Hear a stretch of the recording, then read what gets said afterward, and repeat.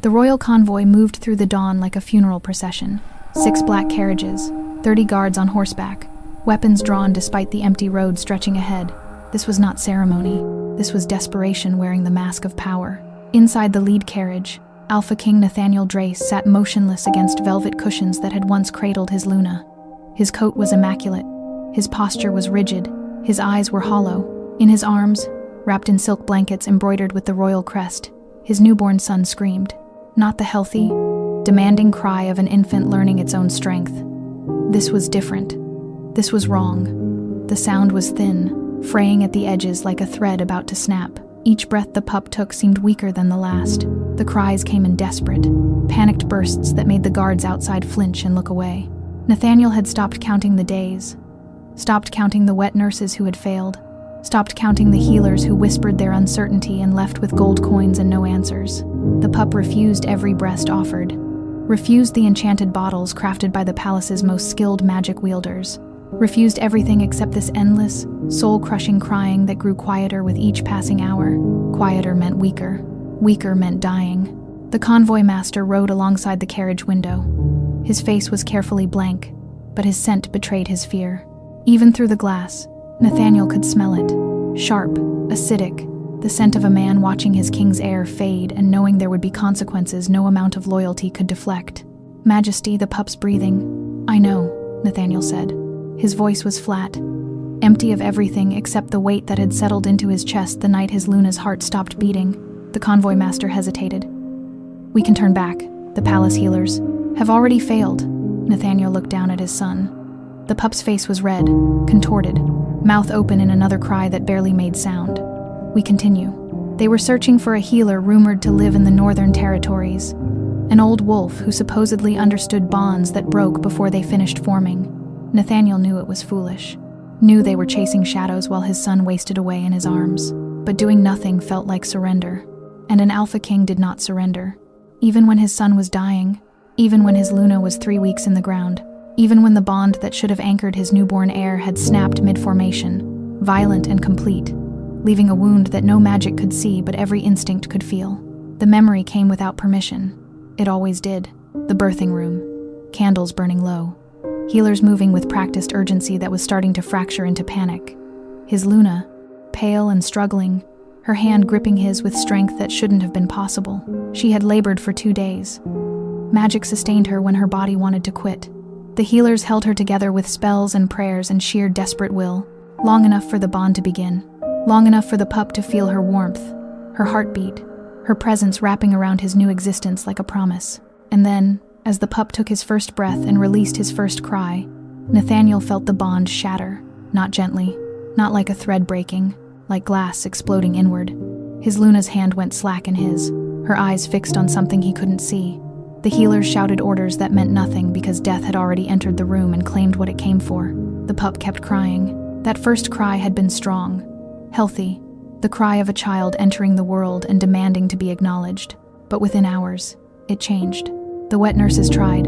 The pup latched, drank, and then screamed harder, fed and still starving. The crying didn't stop. It transformed. It became something else. Nathaniel had seen battle, had heard warriors scream as they died, had heard prisoners beg for mercy they wouldn't receive. This was worse, because this was his son crying for something that no longer existed. The pup wasn't rejecting nourishment. He was rejecting absence. A healer had tried to explain it once, in careful, academic terms that felt obscene in their clinical detachment. The bond between a pup and its mother began forming in the womb. Heartbeat synchronization, scent imprinting, the sensation of safety built over months of shared existence. When birth happened naturally, the bond shifted, adjusted. The pup learned a new kind of closeness, still tethered, but differently. But when the bond broke during formation, when the anchor vanished while the pup was still reaching for it, the healer had stopped talking, had looked at the screaming newborn with something close to pity. Instinct didn't understand death.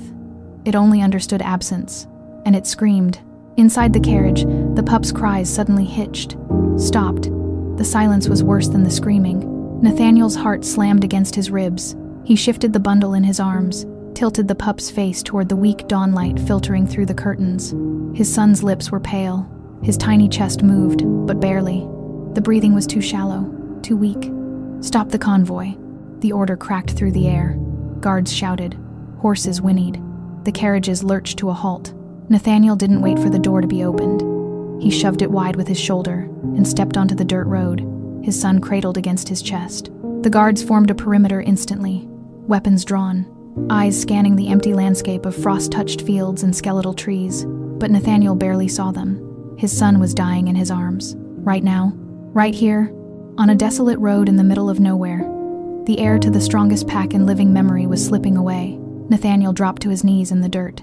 The Alpha King knelt in the road like a common wolf and held his dying son and felt something inside him crack apart. Please, he whispered, not to the guards, not to the healers who had failed, not to the Luna who couldn't answer, to anyone, anything, please. The pup's breathing rattled. His tiny fist curled against Nathaniel's chest, so small it broke something fundamental in the king's carefully controlled composure. And then Nathaniel smelled her. Milk, grief, fear. His head snapped up. Across the road, partially hidden by the shadow of a twisted oak tree, stood a woman. No, an Omega. She was thin, wearing clothes that had been mended too many times. Her hair was pulled back in a braid that had come loose during sleep. Her feet were bare despite the frost on the ground. She stood frozen, staring at the convoy with the expression of someone who had just stumbled into a nightmare. But that wasn't what made Nathaniel's breath catch. It was her scent. Milk, fresh and ready. Grief, old and deep. And underneath it all, the scent of an Omega whose body had never stopped preparing for a child that was gone. Their eyes met across the road. She knew. Somehow, she knew exactly what his son needed. And from the terror blooming across her face, she also knew exactly what it would cost her to provide it. Hey, quick question. How are you feeling right now? Thank you so much for being here. It really means the world to me. If this story of an Alpha King brought to his knees by a crying child, and the widow Omega who saved them both, is touching your heart, please hit that subscribe button for Ariel Romance Library, smash the like, and drop a comment telling me where you're watching from. It helps more than you know. Alright, thank you. Now let's get back to what happens when the woman nobody noticed becomes the one the Alpha King chooses to fight for. Lorena had learned long ago that survival meant making yourself small, not weak. Weakness invited exploitation. Small, unremarkable, easy to overlook.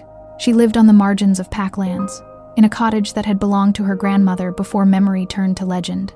It was far enough from the pack center to avoid daily scrutiny, close enough to technically remain under protection. Not that protection meant much when you had nothing worth protecting. Her mate had died 3 years ago. Border skirmish. A rival pack testing boundaries. He had been a good fighter. Not good enough. The pack had honored him, given her a stipend, treated her with the careful, distant kindness reserved for widows who served as living reminders of what war cost. She had been pregnant when he died. The pup came early. Too early. Small and struggling and never quite strong enough despite everything the healers tried. He lasted 6 weeks. 6 weeks of watching her son fight for every breath. 6 weeks of her body producing milk that seemed to help but never enough. 6 weeks of hope crumbling into acceptance, and then into the hollow numbness that came after grief burned through everything else. Her body never understood that the pup was gone. Every dawn, milk came. Her breasts ached with fullness, meant for a child who would never cry for her again. She bound herself. Tight wrappings that compressed and hid and hurt just enough to distract from the deeper pain.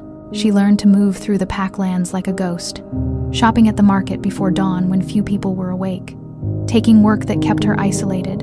Mending clothes, preserving food, tasks that could be done alone. People forgot about her. She preferred it. This morning, she had been foraging near the road. Wild herbs grew near the old oak tree, useful for teas that helped with sleep. She needed sleep, needed the dreamless kind that didn't replay memories on an endless loop. The sound of horses had sent her ducking into the tree's shadow. Royal convoy. She recognized the black carriages, the formation of guards, the way they moved with purpose that suggested urgency. She should have stayed hidden, should have waited for them to pass, but then she heard it. The cry. It hit her body before her ears registered the sound. Her chest clenched violently. Her breath caught. The bindings around her breasts suddenly felt like iron bands crushing her ribs. She knew that cry. Not the specific child, not the voice, but the meaning behind it. That was grief. Raw, primal, instinctual grief crying out for something that should be there and wasn't. She had heard her own son make that sound in his final days. When his body was failing and some deep, Wordless part of him knew his mother's milk wasn't enough and never would be. The convoy stopped. Guards shouted orders. And then she saw him, the Alpha King. She had never seen Nathaniel Drace in person. Few had. He ruled from a distance, all authority and legend. Stories painted him as immovable. Absolute, power contained in human form. But the man kneeling in the dirt road looked shattered. His coat was open. His hair was disheveled. He held a bundle against his chest with the desperate care of someone trying to hold water in cupped hands. The crying came from that bundle. Weak, fraying. The sound of a pup dying.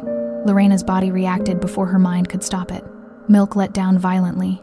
She gasped at the sudden, sharp sensation. The bindings grew wet. Her breasts ached with a fierceness that made her vision blur. Her body knew what that pup needed, and it was trying to answer. No. She turned away, pressed her back against the oak tree, tried to control her breathing. This wasn't her child, wasn't her responsibility. Getting involved with royalty, with an Alpha King, with whatever tragedy was unfolding in that convoy, that was how small, unremarkable Omegas got destroyed. She had survived by staying invisible. This was the opposite of invisible. The crying hitched, stopped. The silence was worse. Lorena's chest constricted. She knew that silence, knew what it meant when a struggling pup went quiet. She had held her son when he went quiet. Her feet moved without permission. She stepped out of the shadow. Across the road, the Alpha King's head snapped toward her. His eyes were gold, bright and feral, the eyes of a wolf barely contained in human skin. He saw her. More than that, he smelled her. She could see the exact moment recognition hit. The way his nostrils flared, the way his body went rigid. He knew what she was, knew what she could offer. Lorena's hands clenched at her sides. She should run, should disappear back into the trees and let this moment pass into memory. But the pup's breathing was shallow, rattling. Even from across the road, she could hear it failing. The Alpha King's mouth moved. He was speaking, but she couldn't hear the words over the rushing in her ears. And then he did something that made the world tilt sideways. He bowed his head. Not a formal bow, not ceremony. He lowered his head and held his dying son toward her like an offering, like a plea. The most powerful Alpha in living memory was begging her. Lorena's hands shook. She wrapped her arms around herself, feeling the wet bindings beneath her worn dress, feeling her body's insistent response to a child's need. This was forbidden. An Omega nursing an Alpha heir was political death. Blood laws existed for reasons. Bonds formed through nursing. Imprinting happened. Lines of power got complicated. She had nothing, was nothing. The kind of Omega who existed in the margins precisely because she posed no threat to anyone. Nursing the Alpha heir would make her a target, would paint a mark on her back that no amount of hiding could erase. But the pup was dying. She could hear it, could feel it in the way her body was screaming at her to move, to act, to do what she was made to do. Save the child. Lorena took one step forward, then another. The guards shifted. Hands went to weapons. But the Alpha King raised one hand, and they froze. She crossed the road on shaking legs, stopped 3 feet from where he knelt. Up close, she could see the exhaustion carved into his face, the grief, the desperation that had stripped away every layer of royal composure. "Please," he said. His voice was rough, broken. "Please." Lorena looked down at the bundle in his arms. The pup was tiny, newborn. His face was red, mouth open in a silent cry, chest barely moving. He was beautiful. He was dying. "I can't," she whispered. "The law. I am the law." The words carried weight. Authority. But underneath, she heard something else. Terror. The terror of a father watching his son slip away. Lorena's eyes burned. She thought of her own son, the way he had looked at her in those final moments, the way his tiny hand had curled around her finger. She thought of the milk her body kept producing, the cruel reminder that she had been made for this and failed. Maybe she could save this one.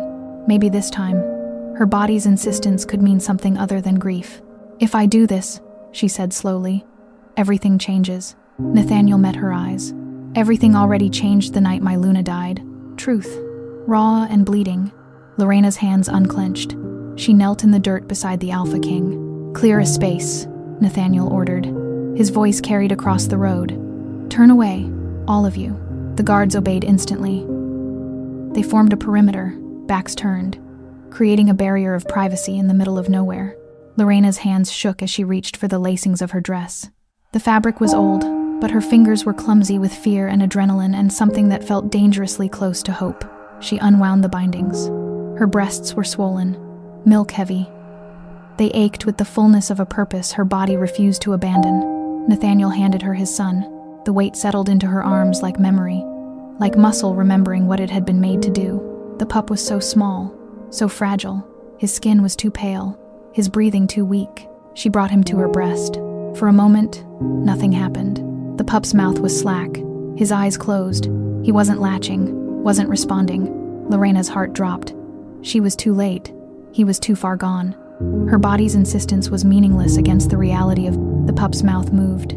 Instinct kicked in. He latched, weakly at first, barely a flutter against her nipple, and then stronger, and then with desperate, hungry purpose. The crying stopped, completely. The silence was staggering. Lorena felt the milk flow, felt the pup drink, felt her body respond with a fierce rightness that made her eyes burn with tears she had thought were long dried up. He was drinking, swallowing.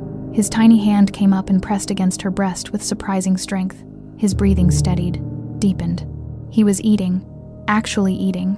After weeks of refusal, the alpha heir was finally accepting nourishment, and it was working. Lorena looked up. Nathaniel was staring at his son with an expression she couldn't name. Relief, grief, wonder, terror. All of it tangled together into something too big for one face to hold. "He's eating," Nathaniel whispered. "Yes." "He's not crying." "No." Silence stretched between them. Not empty, full of everything that had just shifted.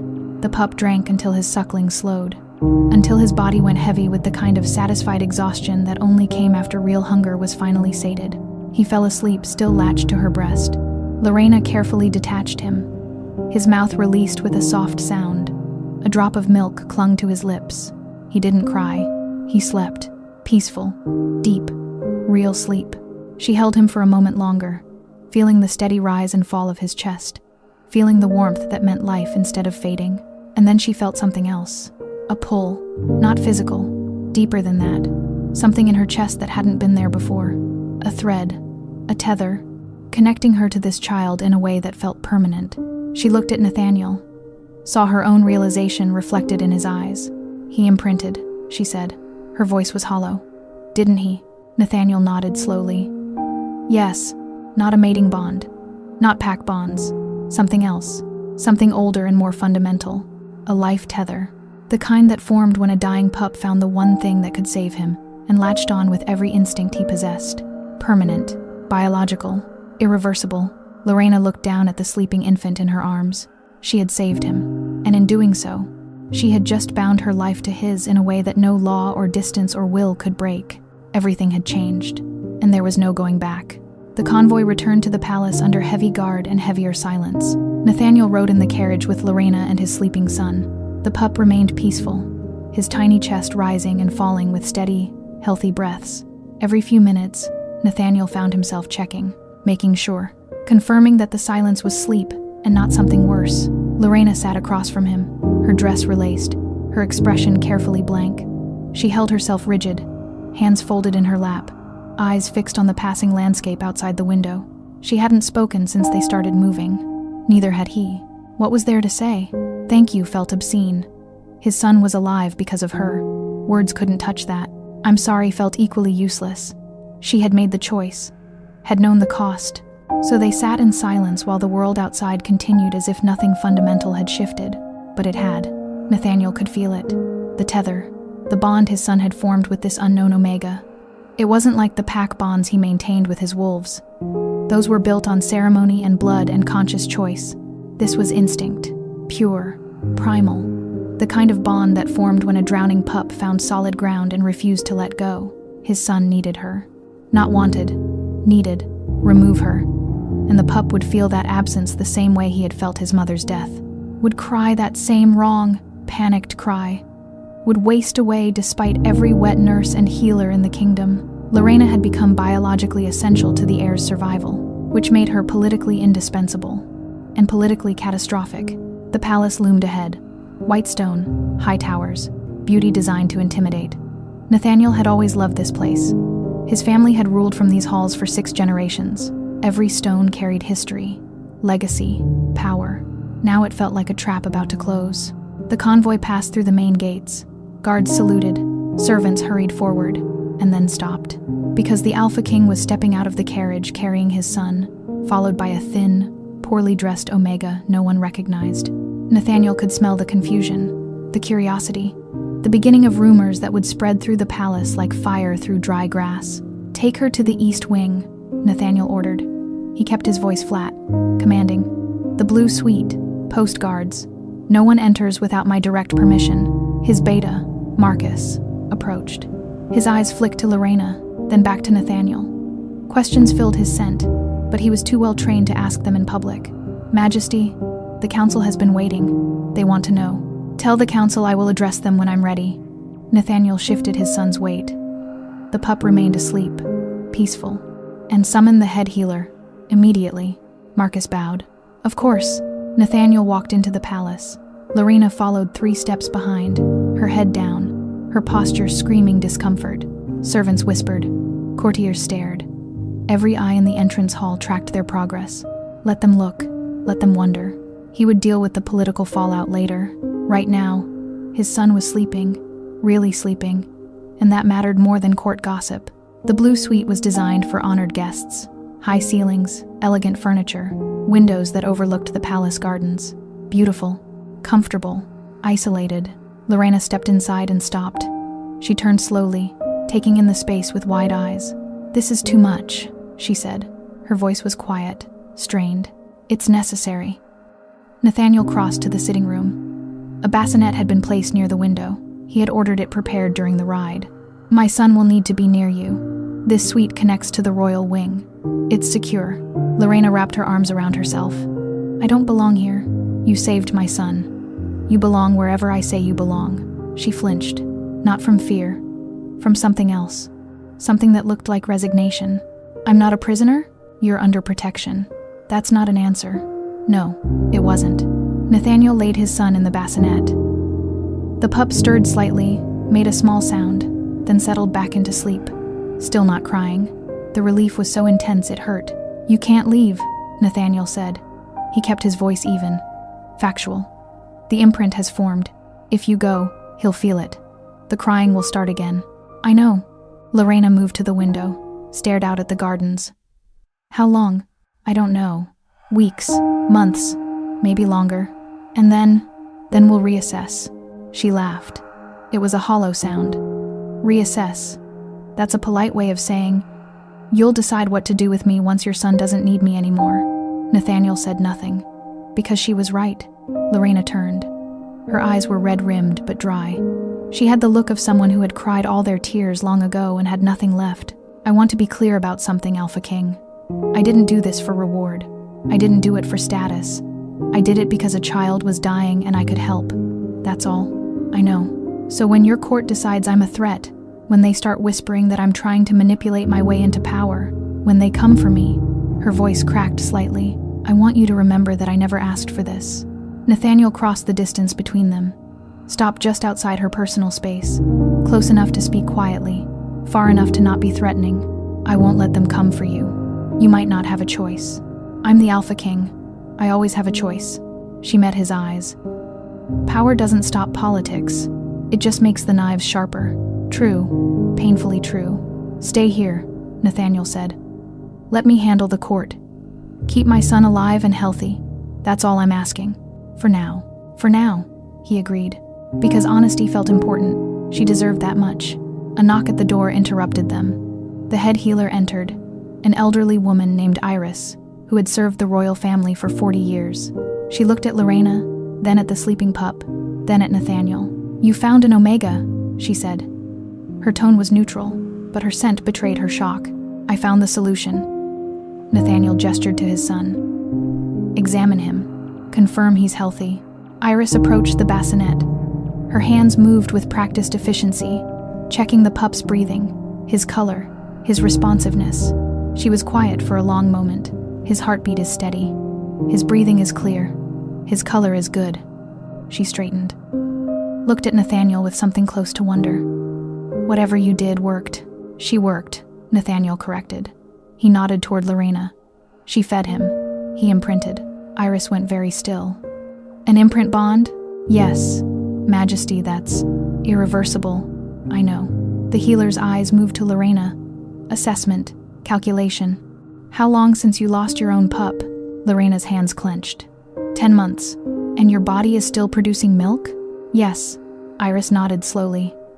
Your body never completed its purpose. The bond your son formed with you in the womb never fully resolved through nursing. So your body continued preparing. She paused. In some ways, you were waiting for a child who would actually survive. The words hit like stones. Lorena's face went pale. That's cruel, she whispered. That's biology, Iris said gently. Omega bodies are designed to nurture. When that purpose goes unfulfilled, the body doesn't simply stop. It waits. Nathaniel watched emotions flicker across Lorena's face. Pain, recognition, and underneath it all, something that might have been relief. Her grief had served a purpose. Her body's cruelty had saved a life. It didn't make the loss less, but it meant something. She'll need proper nutrition, Iris said, turning to Nathaniel. Nursing a pup this age requires significant energy. I'll prepare supplements, and she should eat regularly. No skipping meals. Arrange it, Nathaniel ordered. Iris bowed and left. The silence that followed felt different, heavier. I should go, Nathaniel said. Let you rest. If you need anything, I know. Lorena turned back to the window. Ring for servants. Stay in the suite. Don't cause trouble. That's not what I was going to say, but it's what you meant. Perhaps. Nathaniel moved to the door. Stopped. You saved my son. Whatever happens next, I won't forget that. Lorena didn't turn. People forget everything eventually, Alpha King, especially when it becomes convenient. He wanted to argue, wanted to promise otherwise, but she was right. Politics had a way of eroding everything, including gratitude. So he left without another word, and tried not to think about how the door closing behind him sounded exactly like a cage locking shut. 3 days passed. The pup thrived. It was staggering how quickly color returned to his face, how his cries transformed from that wrong, panicked sound into normal infant demands. Hungry, tired, uncomfortable, the usual complaints that meant health instead of dying. He ate well, slept deeply, and every time he woke, he cried for Lorena. Only Lorena. Nathaniel had tried, had held his son when the pup woke fussy, had attempted to soothe him, had offered everything except the one thing the child actually wanted. The crying would escalate, that wrong sound creeping back into it, panic edging toward the grief scream that had nearly killed him, and then Lorena would appear. The pup would quiet instantly, would turn toward her with single-minded focus, would latch and eat and settle back into contentment, so complete it made Nathaniel's chest ache. His son loved her. No, needed her. The distinction mattered. The court noticed. Of course they noticed. Whispers filled the palace halls. Rumors spread like disease. The Alpha King had brought a strange Omega into the palace. She was feeding the air, spending hours alone with him. The imprint bond was real, confirmed, permanent. The council demanded a meeting. Nathaniel delayed as long as possible, but on the 4th day, he couldn't avoid it anymore. The council chamber was cold, despite the fire burning in the hearth. 12 wolves sat around the obsidian table, alphas from allied packs, advisors who had served his father, wolves with power and opinions and no patience for disruption. Nathaniel took his seat at the head of the table, felt every eye on him, smelled the tension thick enough to choke on. Marcus stood at his right hand, silent, supportive. But even his beta's loyalty couldn't change what was coming. Explain, Council Member Aldrich said. He was old, powerful, direct. The Omega. Who is she? Her name is Lorena. She's a widow from the Northern Territories, and she's nursing the heir. Yes. Silence. Heavy. Pointed. You understand the implications, another council member said. Her name was Vera. Sharp mind, sharper tongue. An Omega nursing the Alpha heir forms bonds, creates obligations, muddles bloodlines. My son was dying, Nathaniel said flatly. She saved him. That's all that matters. That's not all that matters, Aldrich countered. What happens when the heir no longer needs her? What happens when she demands recognition, compensation, status? She's demanded nothing. Yet, Nathaniel's hands clenched beneath the table. You're creating problems that don't exist. We're anticipating complications, Vera said. The imprint bond is permanent. You can't simply send her away. But keeping her here creates political vulnerability. Rival packs will see this as weakness. They'll question your judgment, your control. Let them question. Majesty, Marcus started. No. Nathaniel's voice cut through the room. My son is alive. He's healthy. He's thriving. I will not apologize for doing whatever was necessary to achieve that. No one is asking you to apologize, Aldrich said. We're asking you to manage the situation. Define the Omega's role. Set boundaries. Make it clear this is temporary. The imprint bond isn't temporary. Then make her status temporary. Compensate her generously. Give her land, resources. Ensure her loyalty in silence. But keep her separate from the royal family. Nathaniel met the old Alpha's eyes. She's caring for my son. She's already part of the royal family. The room went silent. Vera leaned forward. You can't be serious. You're not suggesting. I'm not suggesting anything. I'm stating fact. She feeds the air. He's imprinted on her. Therefore she's essential. Therefore she stays. Under my protection. And when he's weaned? Aldrich pressed. We'll address that when we reach it. That's not good enough. It's going to have to be. The tension in the room sharpened. Several council members exchanged glances. Marcus's hand moved subtly toward his weapon. Nathaniel stood. The movement was casual. The meaning wasn't. This meeting is over. My decision is final. The Omega stays. He walked out before anyone could argue, but he felt their stares burning into his back, and he knew this wasn't finished. Nathaniel found himself outside Lorena's suite that evening. He hadn't intended to come here, had planned to work through correspondence, review border reports, do anything except think about the thin Omega who had somehow become the center of his son's world. But his feet had carried him here anyway. He knocked. Silence, then footsteps. Lorena opened the door. She wore a simple dress the servants had provided. Her hair was down, damp from bathing. She looked tired, but healthier than when he'd first seen her. Is something wrong? She asked. No. I wanted to check on my son. She stepped aside, let him enter. The pup was asleep in the bassinet, bundled in soft blankets. His face was peaceful, content. Nathaniel moved closer, stared down at his son, at the life he'd thought he was going to lose. He ate well tonight, Lorena said quietly. Didn't fuss. Went down easy. Good. Silence settled between them. Not uncomfortable, just present. The council met today, Nathaniel said. Lorena stiffened. What did they say?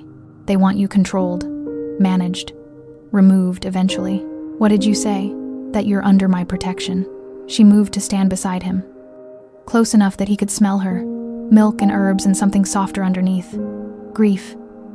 Still there, but fading around the edges. Protection is just a different kind of cage, she said. Maybe. I don't want your son to suffer because of me. Nathaniel looked at her. Really looked. At the exhaustion carved into her face. The way she held herself carefully, always ready to disappear. The strength that came from surviving loss. You're saving him, Nathaniel said. That's all that matters. For now. Always those words. For now. As if she was waiting for the moment everything collapsed. Maybe she was right to wait. My Luna would have liked you, Nathaniel said. The words came without planning, without filter. Lorena's eyes widened. You don't know that. I do. She was kind. She noticed people others overlooked. She would have seen what you did and been grateful. I'm not trying to replace her. I know. Nathaniel turned back to his son. No one can replace her. The grief was still there, would always be there. His Luna had been pack, partner, the other half of his soul.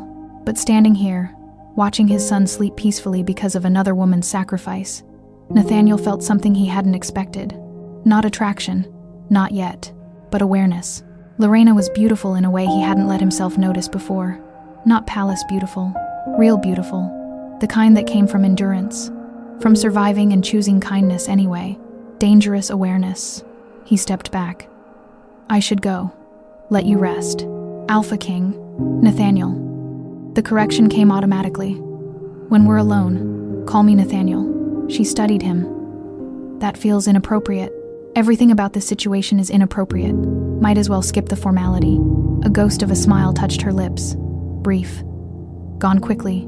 But he'd seen it. Good night, Nathaniel. His name and her voice did something to him. Something he wasn't ready to examine. Good night. He left before he could do something stupid. Like stay. 2 weeks after Lorena entered the palace, the challenge came. Alpha Gregor of the Southern Reach requested a formal audience. Gregor was powerful, ambitious. He had allied with Nathaniel's father decades ago, but the alliance had always been uneasy, built on mutual benefit rather than genuine loyalty. Nathaniel received him in the throne room. Full ceremony. Witnesses. A reminder that this was not a private conversation. Gregor entered with 5 warriors, all armed, all carrying themselves with the barely restrained aggression of wolves looking for a fight. "Alpha King," Gregor said. His bow was perfunctory, disrespectful. "Thank you for seeing me. What do you want, Gregor?" No pleasantries, no games. Gregor smiled. It didn't reach his eyes. "I want to discuss the Omega." Every wolf in the room went still. Nathaniel kept his expression neutral. "Which Omega? The one nursing your heir? The one you brought into the palace and placed under heavy guard?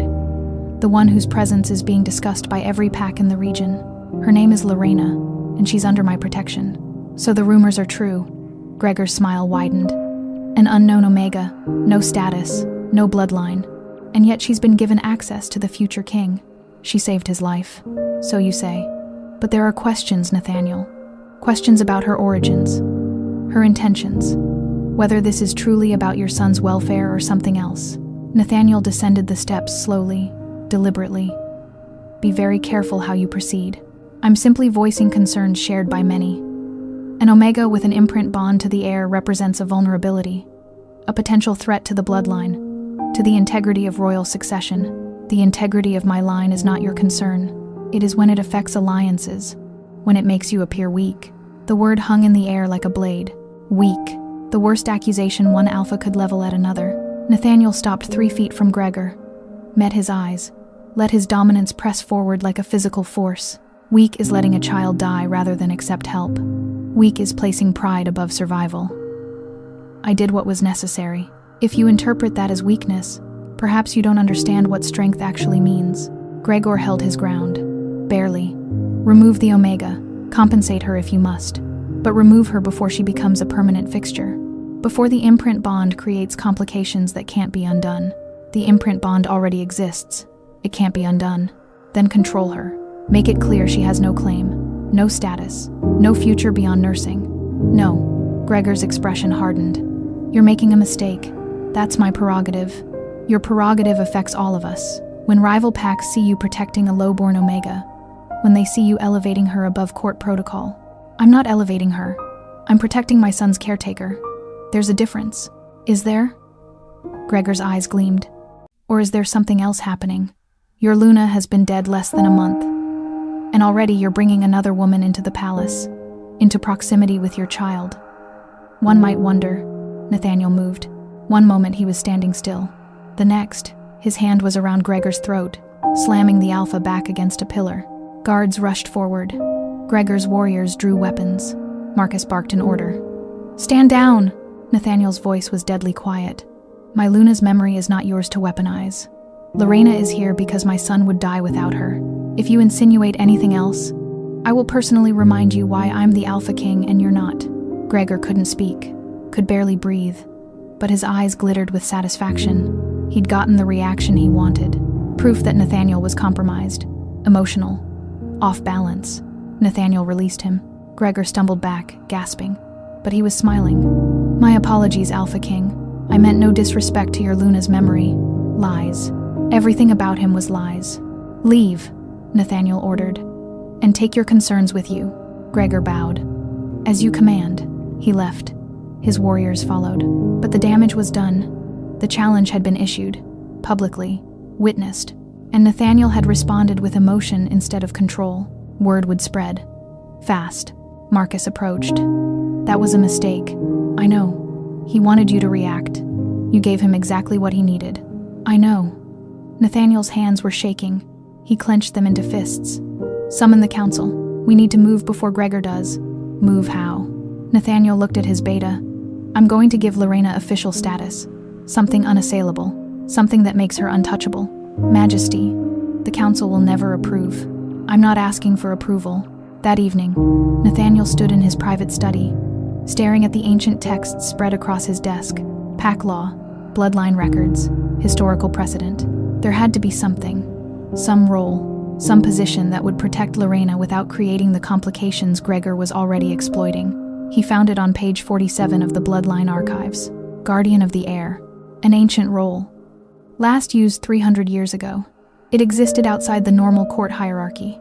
Outside marriage, outside mating bonds.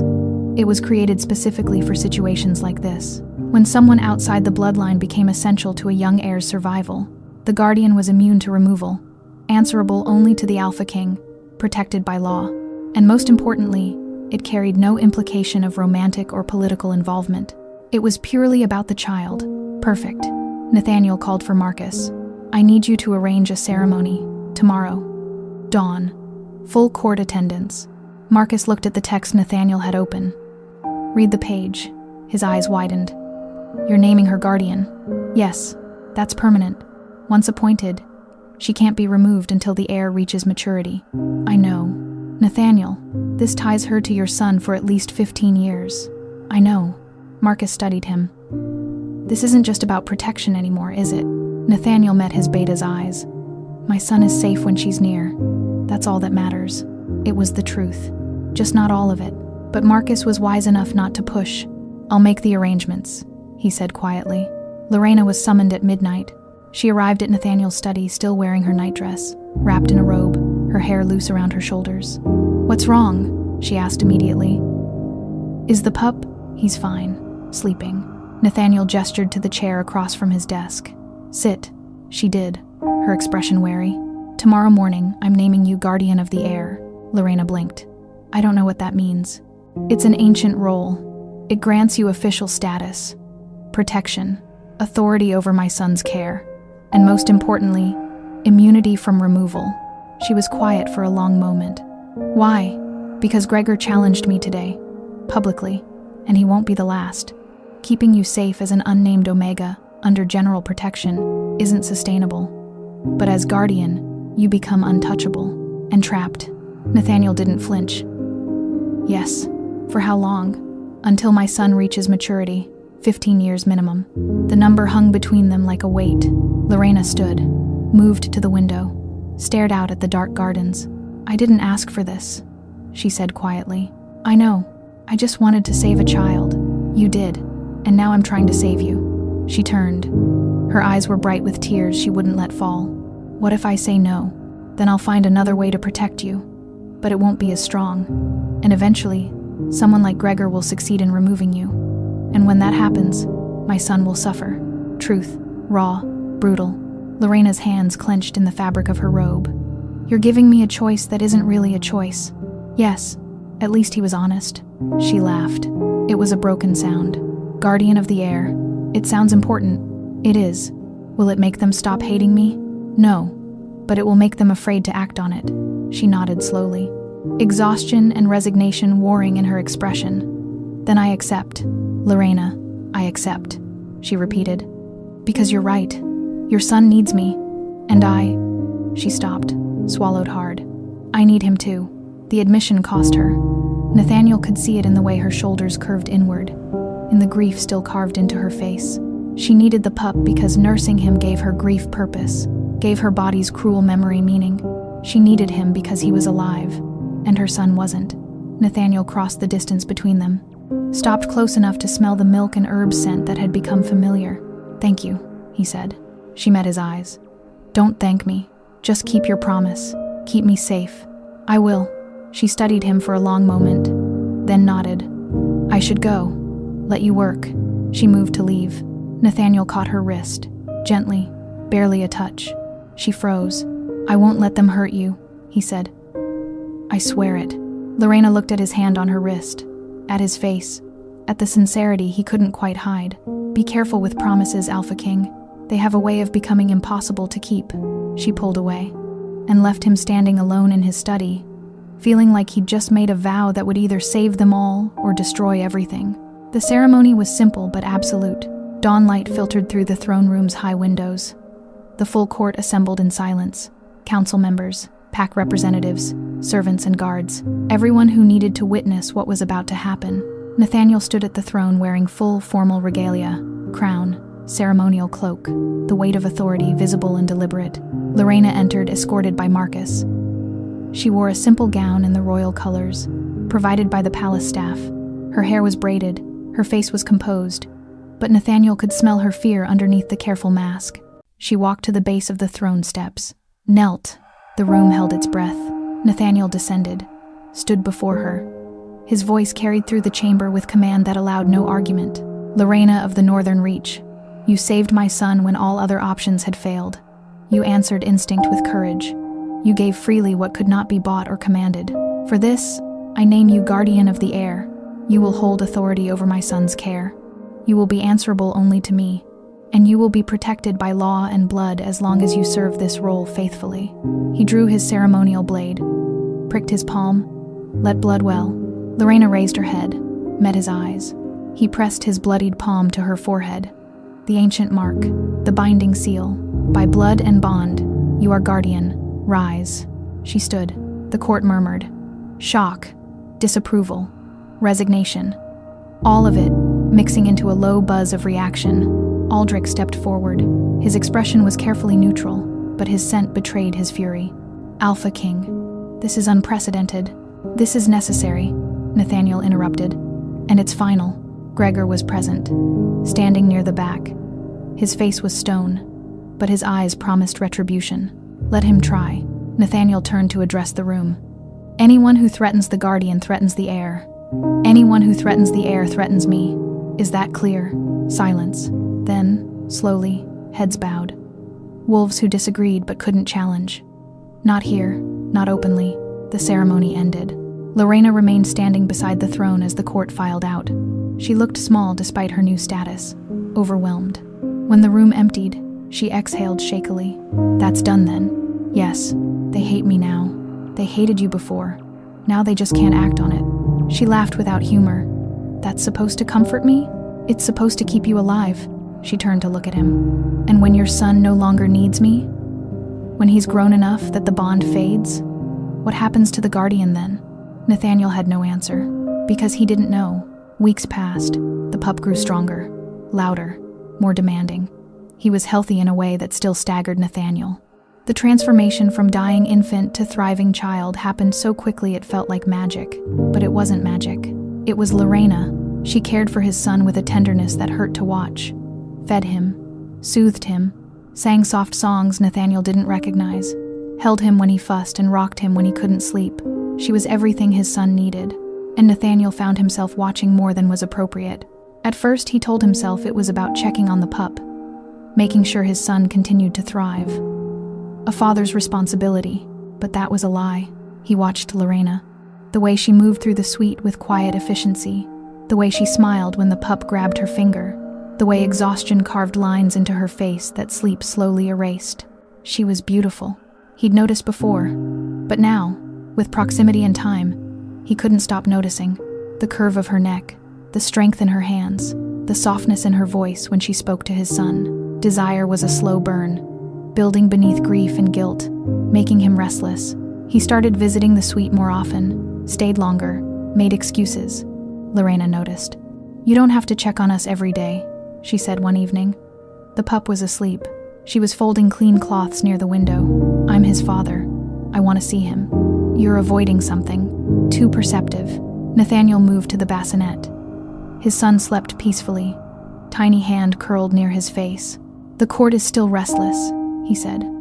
"Gregor has been sending letters to allied pacts, spreading doubt. About me. About my judgment. Same thing." "True." Lorena set down the cloths. "I can leave. Find a way to break the bond. There are healers who specialize in—" "No." The word came out sharper than intended. She flinched. Nathaniel forced himself to breathe, to moderate his tone. "Breaking the bond would hurt him. I won't risk it. Even if keeping me here destabilizes your rule, my rule is my concern." She studied him. "You're protecting me beyond what's necessary. Why? Because you saved my son. Because you're kind. Because when I watch you with him, I feel something I thought died with my Luna." He couldn't say any of that. "Your guardian," he said instead. "That makes you my responsibility." "Responsibility." She repeated the word like it tasted bitter. "Is that all?" The question hung between them. Dangerous. Loaded. Nathaniel should leave. Should maintain distance. Should remember that his Luna had been dead less than 2 months, and grief was supposed to matter more than desire. But Lorena was standing there in soft evening light, looking at him with eyes that understood loss, and he was so tired of pretending he didn't notice her. "No," he said quietly. "That's not all." Her breath caught. "Nathaniel, I know this is complicated. I know you're here because of my son. I know anything beyond that is inappropriate." He stopped, made himself continue. "But I need you to understand something. I'm not pursuing you. I'm not pressuring you. But I also can't pretend I don't see you." Silence. Lorena's hands twisted together. "Your Luna would want me to live. Eventually. She wouldn't want me frozen in grief." He paused. "But this isn't about moving on. It's about acknowledging what's there. And what's there? Attraction, respect, gratitude, all tangled together into something I don't have a name for." She looked away. "This is dangerous. I know. The court will use it against us. I know. Your son should be the only thing that matters." "He is." Nathaniel moved closer, stopped just outside her space. "But you matter too." Lorena's eyes shimmered. "I can't be what you need. Can't fill that space. I'm not her. I'm not asking you to be." "Then what are you asking?" "Nothing." He stepped back. "I'm just being honest. No expectations, no demands, just truth." She nodded slowly. "I appreciate the honesty. But I need to focus on your son. On being the guardian. Anything else feels like a betrayal. Of him. Of my own son's memory." She was right. Of course she was right. "I understand," Nathaniel said. He left before he could say anything else. Before he could cross the line he'd just drawn. But as he walked back to his empty chambers, he couldn't shake the feeling that the line was already crossed, and restraint was becoming impossible to maintain. The attack came 3 months after Lorena became guardian. Not physical, political. Gregor gathered enough allied packs to call for a formal challenge. Not to Nathaniel's rule directly, that would be suicide, but to the guardian's appointment. They demanded a tribunal. A review of whether the ancient role had been appropriately invoked. The implication was clear. Remove Lorena, or face unified opposition. Nathaniel refused. The standoff escalated. Border tensions increased. Trade agreements stalled. Rumors spread that Gregor was preparing for something bigger. Marcus advised caution. "If you lose allied support, we're vulnerable. Gregor has been building this for months. He has backing. Then we fight." "Nathaniel, think about your son." "I am thinking about him. Remove Lorena, and he suffers." "I won't do that. Even if it means war?" The question sat heavy between them. Nathaniel had no answer that didn't sound insane. He was willing to risk war for an Omega, for his son's guardian, for a woman who had become essential in ways that went beyond biology. That night, he found Lorena in the gardens. She stood near the fountain, wrapped in a cloak against the cold. His son was with a trusted servant, asleep and safe. She turned when she heard him approach. "I heard about the tribunal," she said. "I heard Gregor is threatening war. He's bluffing." "Is he?" Nathaniel didn't answer. Lorena laughed bitterly. "You should let me go. Compensate me. Send me somewhere safe. End this before it destroys everything." "No." "Nathaniel." I said no. "Why?" She turned to face him fully. "Why are you willing to risk everything for me? For a low-born Omega who wandered into your path by accident, because it wasn't an accident." The words came from somewhere deep, somewhere he hadn't let himself examine. "Because you saved my son when everyone else failed. Because you're kind and strong, and you see him as a child instead of a political piece. Because..." He stopped. "Because I'm falling for you." The truth hit like a physical blow. Somewhere between gratitude and proximity and watching her care for his son, Nathaniel had crossed from respect into something deeper. He loved her. Not the all-consuming bond he'd shared with his Luna. That was irreplaceable. This was different. Quieter. Built on shared grief and earned trust and the slow recognition that she made him want to be better. "Because what?" Lorena prompted. Her voice was barely above a whisper. Nathaniel closed the distance between them. Stopped close enough to touch but didn't. "Because I care about you. Not just as guardian. As yourself." Her eyes widened. "Nathaniel, we can't." "I know. But I need you to know anyway. Before this gets worse. Before Gregor forces a choice. I need you to know that you're not just my son's caretaker. You're..." "Don't." Her voice cracked. "Don't say it. Please." "Why?" "Because if you say it, then I have to admit I feel it too. And I can't. Not when your Luna's memory is still so close. Not when the court would use it to destroy us both. Not when it could hurt your son." "Lorena, I think about you," she interrupted. Her voice was rough with tears, more than I should. When I hold your son, I see you. When you visit, I notice everything. How you move, how you speak, how you look at me like I'm more than just useful. She wiped her eyes angrily. But it's too complicated, too dangerous. And I won't be the reason your rule crumbles. Nathaniel caught her hand. Gently. What if I told you I don't care? What if the rule, the court, all of it, mattered less than this? Then you'd be lying. Because you're the Alpha King. Your rule is everything. Not everything. She pulled her hand away. It has to be. For your son. For your pack. You can't choose me over that. What if I already have? The confession hung in the cold night air. Lorena stared at him. What are you saying? I'm saying that when Gregor demands you leave, I'll refuse. When allied packs threaten to withdraw support, I'll let them. When every advisor tells me I'm making a mistake, I'll ignore them. Because you and my son matter more. Nathaniel, I love you, he said. Simple. Direct. I didn't mean to, didn't plan it. But it's there. And I needed you to know. Tears spilled down her cheeks. This is insane. I know. You barely know me. I know enough. Your Luna would want me to be happy, eventually. And you make me happy. Seeing you with my son, talking with you, just knowing you're here. She was shaking. This will end badly. Maybe, or maybe it won't. He stepped closer, gave her time to move away. She didn't. I'm not asking for an answer, Nathaniel said. I'm just asking you to consider that this might be worth the risk. That we might be worth the risk. Lorena looked up at him. Her face was wet with tears. Her eyes were full of fear and hope tangled together. I'm terrified, she whispered. So am I. Of what? Of losing you. Of losing my son. Of making the wrong choice and destroying everything. She laughed. It was a broken sound. Then we're both terrified. Does that mean? I don't know. She stepped back. I need time. Need to think. This is too much. Take all the time you need. She nodded, started to walk away, then stopped, turned back, and kissed him. Brief, soft, tasting of tears and hope and desperation. She pulled away before he could react. That's not an answer, she said. That's just honesty. Because you deserve to know I feel it too. Then she was gone. Nathaniel stood alone in the garden, heart racing, mind spinning. She felt it too. That changed everything. And nothing. Because Gregor was still threatening. The court was still fractured. His son still needed her. But now, underneath all of that, there was this. Something growing despite every logical reason it shouldn't. Love choosing to exist anyway. The tribunal was set for a week later. Nathaniel spent the time preparing, gathering evidence, documenting his son's health, building the legal case for why the guardian role was valid and necessary. But he also spent time with Lorena, carefully, appropriately. They talked while his son slept, shared stories about their losses, their fears, their hopes for a future that seemed impossible but maybe wasn't. She told him about her son, about the 6 weeks of watching him struggle, about the grief that never quite faded. He told her about his Luna, about the bond they'd shared, about the guilt that came with wanting someone new. It's not betrayal, Lorena said quietly. Love doesn't have a limit. Your Luna's memory doesn't erase because you care about someone else, doesn't it? No, it just makes room. That's what love does. It grows. It doesn't replace.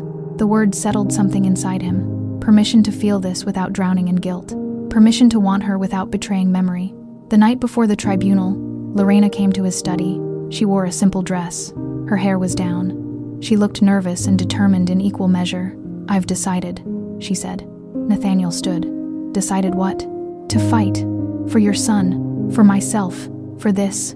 She gestured between them. If the tribunal tries to remove me, I'll argue. I'll make them see that your son needs me. That I'm not just convenient. I'm necessary. Lorena. But more than that. She stepped closer. If we survive this, if we get through the tribunal and Gregor's threats and everything else, I want to try. With you. His heart stopped. Try what? This. Us. Carefully. Slowly. But actually try. Are you sure? No. She laughed shakily. But I'm tired of being afraid. Tired of letting loss define everything. Your son gave me purpose. You're giving me hope. And maybe that's enough. Nathaniel crossed to her, cupped her face gently. You're remarkable. I'm terrified. That makes two of us. He kissed her. Properly this time. No hesitation, no fear, just choice. She kissed him back with desperate intensity, like she was claiming something she'd been denying herself. When they broke apart, both breathing hard, she rested her forehead against his. Whatever happens tomorrow, she said, I need you to know I chose this. Chose you. Freely. I know. Promise me something. Anything. If the tribunal goes badly. If they demand my removal and you can't stop them. Don't sacrifice your rule to save me. Your son needs a strong king more than he needs me. That's not.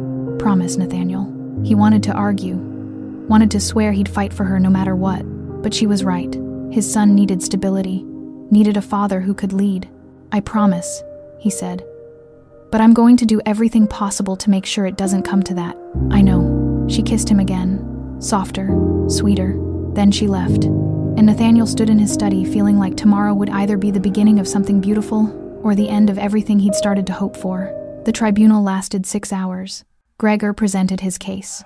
Argued that the guardian role had been inappropriately invoked, that Lorena's status undermined traditional bloodline protections, that keeping her close created vulnerabilities no amount of legal precedent could justify. Nathaniel countered with evidence. Medical records showing his son's health crisis, historical texts proving the guardian role's legitimacy, testimony from healers confirming the imprint bond's permanence. The council deliberated. Lorena stood beside Nathaniel throughout, silent, strong, refusing to be cowed. When Aldrich finally spoke, his voice was heavy with resignation. The guardian role has been appropriately invoked. The Alpha King acted within his authority. The appointment stands. Gregor's face darkened with fury. This is a mistake. The law disagrees, Nathaniel said calmly. The tribunal ended. Gregor left with promises of future challenges. But he'd lost.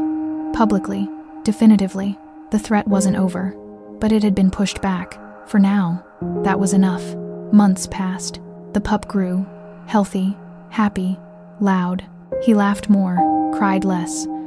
Thrived in ways that still staggered Nathaniel every time he saw his son reach for Lorena with complete trust. The court adapted. Slowly, grudgingly, but they adapted. Lorena was guardian. That was reality. Fighting it accomplished nothing. And between Nathaniel and Lorena, something beautiful grew. Carefully, slowly. Built on shared grief and earned trust and the recognition that love didn't have to be immediate to be real. They took walks in the gardens. Talked late into the night. Learned each other's rhythms. He courted her properly. Brought her flowers. Made time despite responsibilities. Showed her through action that she wasn't just guardian. She was partner. Eventually, she moved from the blue suite into chambers that connected directly to his, not sharing space. Not yet, but closer. And when his son cried in the night, they both responded, together, a family forming from pieces that had been broken. A year after Lorena saved his son, Nathaniel proposed, not with grand ceremony, not with political calculation, just the two of them in the gardens at dawn. His son sleeping peacefully nearby. I want you to be my mate, he said, not because you're guardian, not because my son needs you, but because I love you, because you make me better, because I want to spend my life with you. Lorena's eyes filled with tears. I'm still scared. I know. I still miss my son. Still grieve. I know. And I'll never replace your Luna. I don't want you to replace her. I want you to be yourself. That's enough. She smiled through tears. Then yes, I'll be your mate. He kissed her. Soft, sweet, full of promise. Behind them, his son stirred. Made a small sound. Lorena pulled away. Laughed.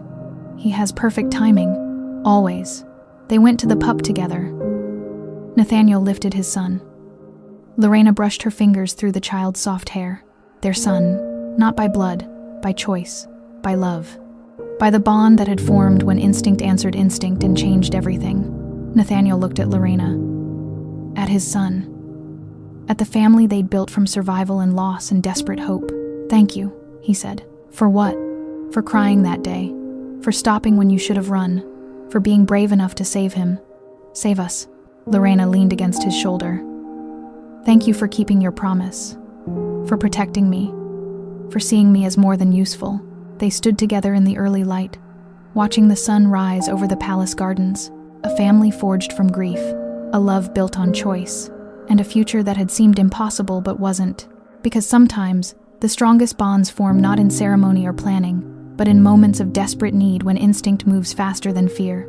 And sometimes, love grows slowly, quietly, in the spaces between surviving and living. This was that love, and it was enough.